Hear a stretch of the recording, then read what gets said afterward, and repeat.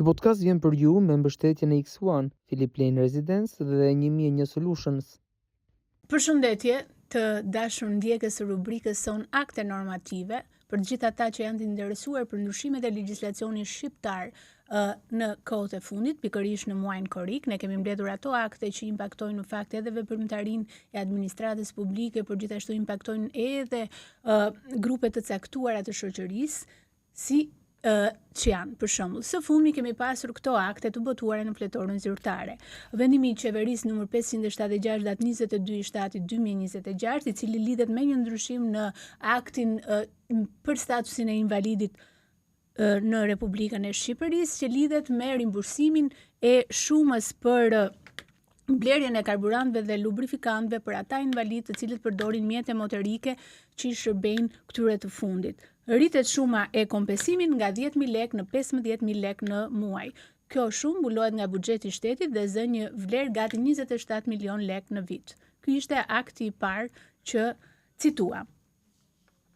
Një tjetër ndryshim që ka ndodhur dhe një akt i botuar në fletorën zyrtare është ai ligji me numër 55/2026 që lidhet me një marrëveshje të nënshkruar midis Polonisë dhe shtetit shqiptar për njëjën e kontributeve të sigurimeve shqiptare nga të dy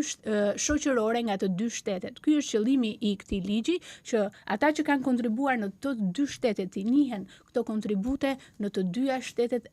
respektivisht. Një nga elementet më të rëndësishëm të kësaj marrëveshje është njohja e periudhave të sigurimit dhe gjithashtu qëllimi kryesor është që vitet e punës dhe kontributet e sigurimeve shoqërore të mos humbasin kur një person lëviz nga një shtet në tjetrin. Por ku konsiston kjo aktmarrëveshje? Të paktën dhe ç'përfitime kanë për Republikën e Shqipërisë. Në Republikën e Shqipërisë, përfitimet e mëposhta nga sistemi i sigurimeve shoqërore për këtë rast janë në pensionet e pleqërisë të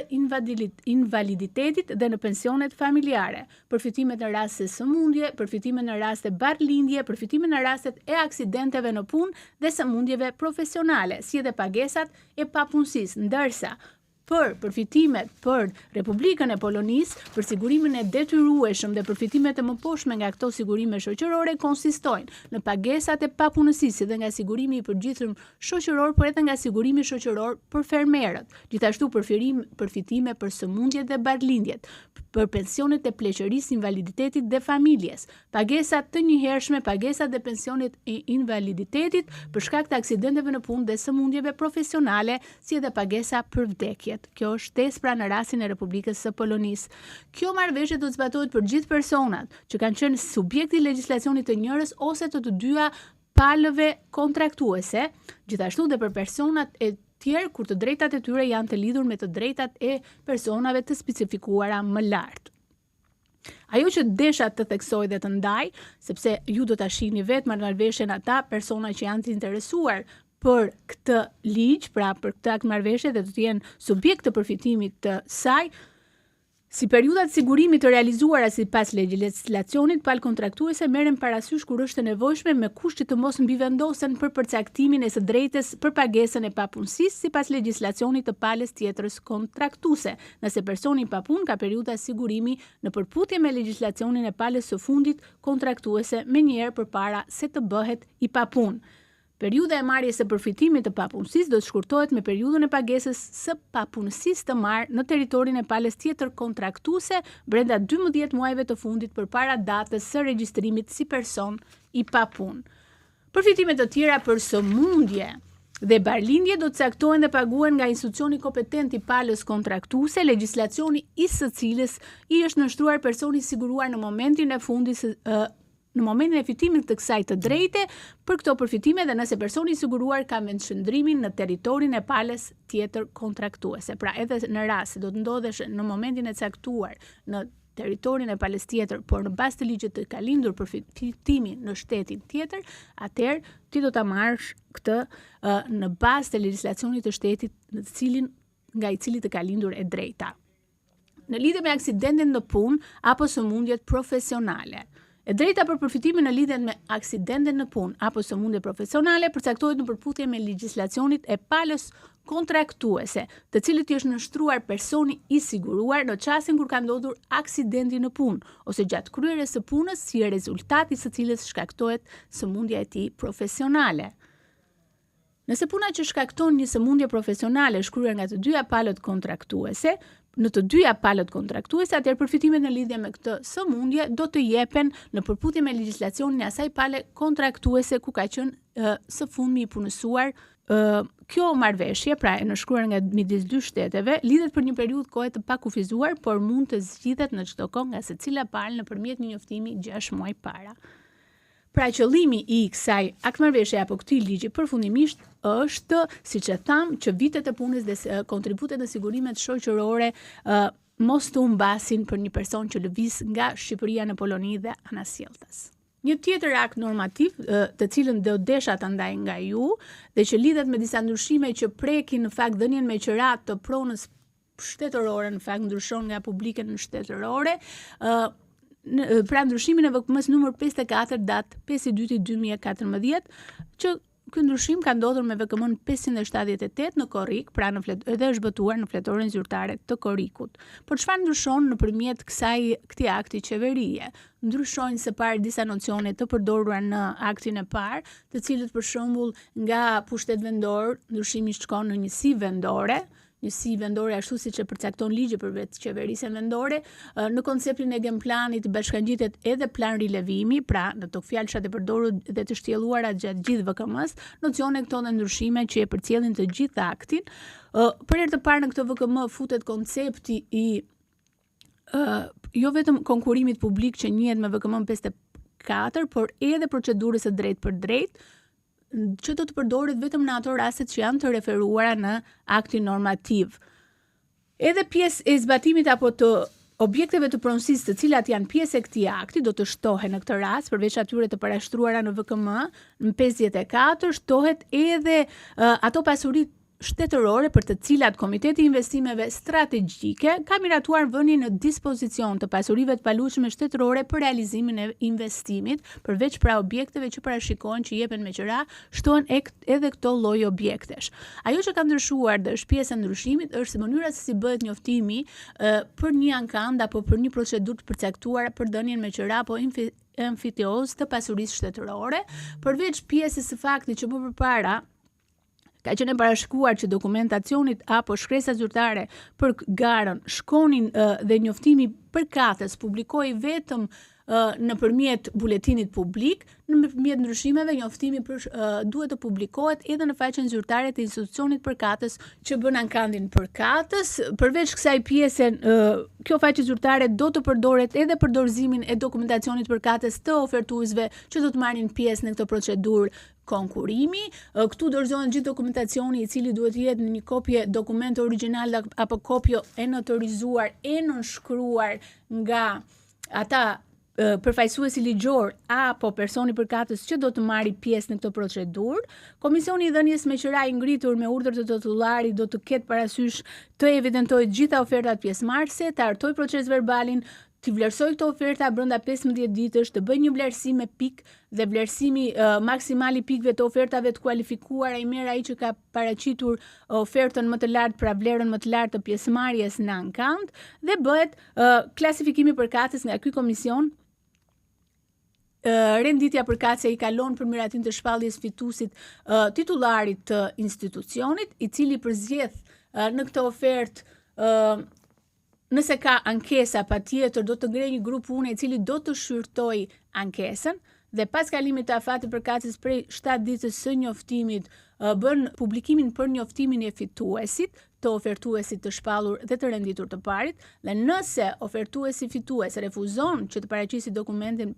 për dokumentacionin përkatës në institucion, atë origjinal pra ose kopje të njësuar, atëherë kalohet tek pala i renditur i dyti. Nëpërmjet këtyre ndryshimeve ka pasur si qëllim kryesor edhe reduktimin e afateve për mos të qenë më të gjata. Gjithashtu, një ndryshim tjetër që vihet re në këtë VKM është edhe fakti që nëse një nga palët pra nuk jep informacion në njësinë monitoruese të kontratës, atëherë njësia monitoruese i propozon qytetëdhënësit zgjidhjen e kontratës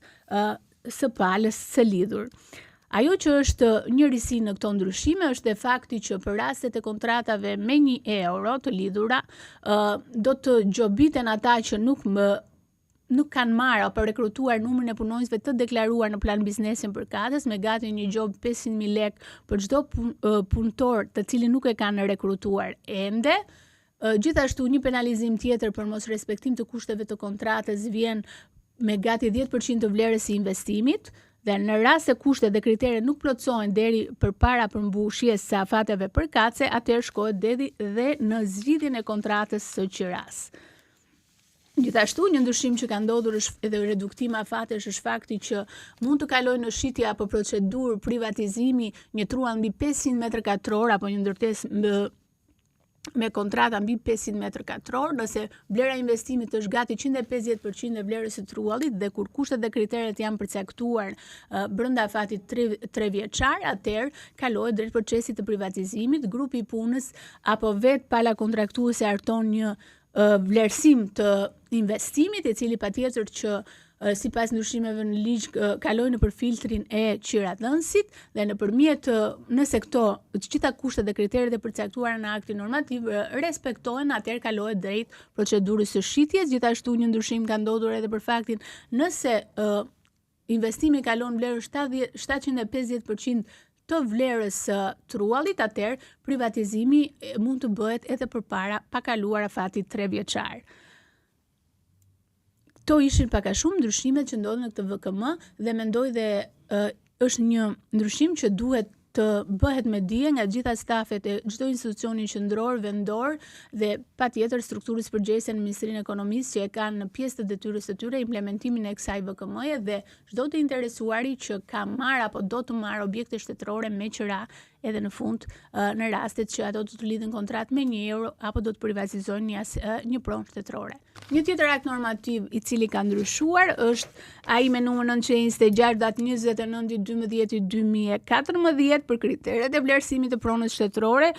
që privatizohet apo transformohet dhe procedurën e shitjes së ndryshuar. Këto ndryshime në fakt kanë për qëllim kryesor, ashtu siç ne e cituam edhe për aktin tjetër të ndryshuar, ku konsistojnë në shkurtimin e procedurave administrative, eliminimin e dokumentacionit të panevojshëm, koordinimin më të mirë ndërmjet institucioneve dhe rritjen e sigurisë juridike për blerësin dhe shitësit. Ku konsistojnë ndryshimet kryesore me VKM 579 datë 22/7/2026, ato konsistojnë në disa nocione përkatëse, siç është pronë publike, kalohet në konceptin pronë shtetërore, gjithashtu edhe game plani i objektit kryesor që do privatizohet shoqërohet edhe nga plan në rilevimi. Ndryshimet të tjera lidhen edhe me ndryshimin e Komisionit përkatës të ngrihet pranë strukturës përgjegjëse, i cili patjetër ka në përbërje të vet përfaqësuesin e strukturës përgjegjëse, ka një përfaqësues të institucionit që administron pronën e cila do të privatizohet, si edhe një ekspert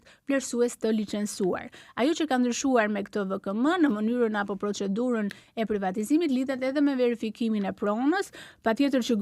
do të bëhet një inspektim fizik i pronës, verifikimi i gjendjes reale të saj, hartimi i gen planit të pronës, si edhe eksperti duhet të përcaktojë me saktësi truallin nën objekt, truallin funksional, sipërfaqen totale, si edhe kufit e pronës. Afati për përgatitjen e dokumentacionit është gati 15 ditë. Ekspertët mbajnë përgjegjësi për saktësinë e dokumentave teknike. Gjithashtu, për gjendjen juridike të pronës, ka edhe një marrëdhënie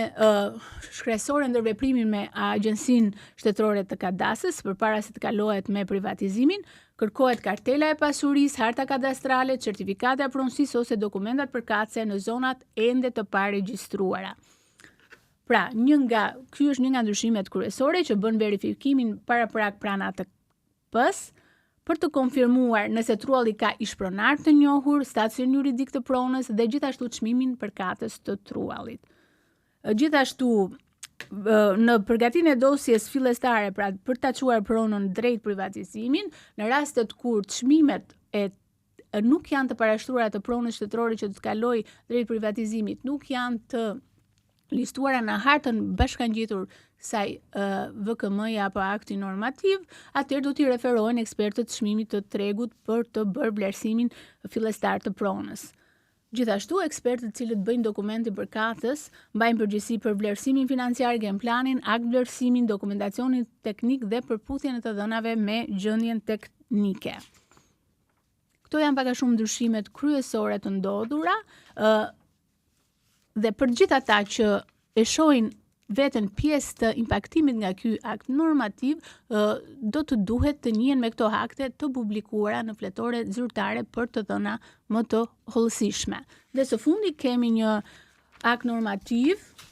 që lidhet me përcaktimin e numrit punojësve me kontratë përkohshme për vitin 2026 për njësitë e qeverisjes qendrore, dhe kjo lidhet në fakt kryesisht me specialistë të arkivës që kanë një varësi dyfishe edhe nga drejtori i përgjithshëm i arkivave për listë prezencën dhe për punën e kryer nëpër ministritë përkatëse. Shtohet në këto ministri një numër i përcaktuar punonjësi sipas këtij akti normativ, i cili është kontratë e përkohshme deri në 5 muaj. Kjo në fakt më shumë është për komunikim dhe për dije për gjithë ata specialistë arshivës që janë të kualifikuar dhe kërkojnë të punësohen pranë këtyre institucioneve. Ju falenderit që na ndoqët, do të jemi gjithmonë në disponueshmërinë ndaj jush për t'ju bërë me dije për çdo ndryshim ligjor që ndodh në Republikën e Shqipërisë. Faleminderit që na ndoqët.